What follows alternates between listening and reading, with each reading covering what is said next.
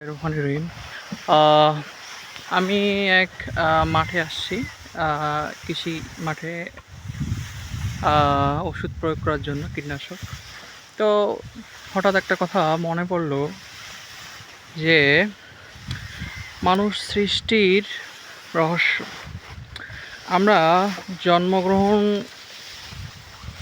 আল্লাহ যে আমাদেরকে পৃথিবীতে পাঠাইছে, আমরা যে পৃথিবীতে আসলাম, তো এক ফোঁটা নাপাক পানি, যেখানে হাজার হাজার শুক্রাণু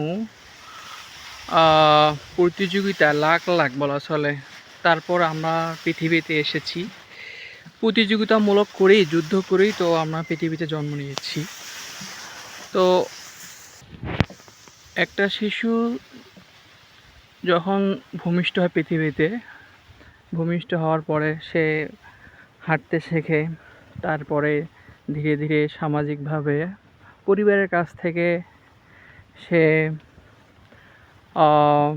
বিভিন্ন ভাষা শেখে, সামাজিক আচার আচরণ নিয়ম নীতি শেখে। তারপর ধীরে ধীরে তাকে পাঠ্য বই পড়ানো হয়, তারপরে প্রাতিষ্ঠানিক শিক্ষার জন্য স্কুলে পাঠানো হয়। ধীরে ধীরে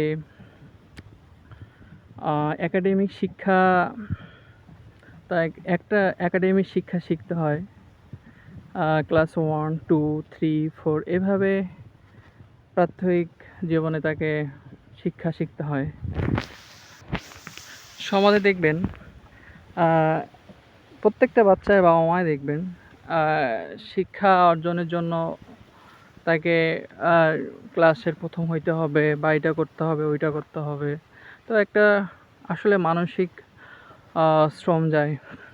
বললাম না, একটা পৃথিবীতে জন্মলগ্নের পরে একটা বাচ্চা বা অনেক পরিশ্রম করতে হয়। ধীরে ধীরে তাকে একটা প্রাতিষ্ঠানিক শিক্ষা শেষ করতে মিনিমাম 20 বছরের মতো লাগে। তো এই যে বললাম না, একটা পৃথিবীতে জন্মগ্রহণ করার পরেই তাকে অনেক পরিশ্রম করতে হয়, সৃষ্টি লগ্ন থেকে শুরু করে শেষ পর্যন্ত। তো একাডেমিক শিক্ষার পরে তাকে চাকরির জন্য আরও পড়াশোনা করতে হয়। আবার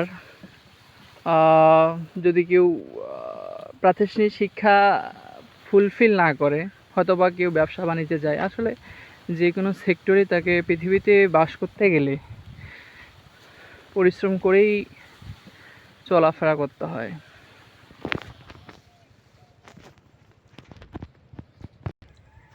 আমরা শৈশবকালে যেরকম খেলাধুলা, অনেক সুযোগ সুবিধা পাইছি। আসলে কৈশোরকাল, যৌবনকাল এমন একটা সময়ের পরিক্রমা আসে যেখানে আমাদের প্রতিনিয়ত পরিশ্রম করে বাঁচতে হয়।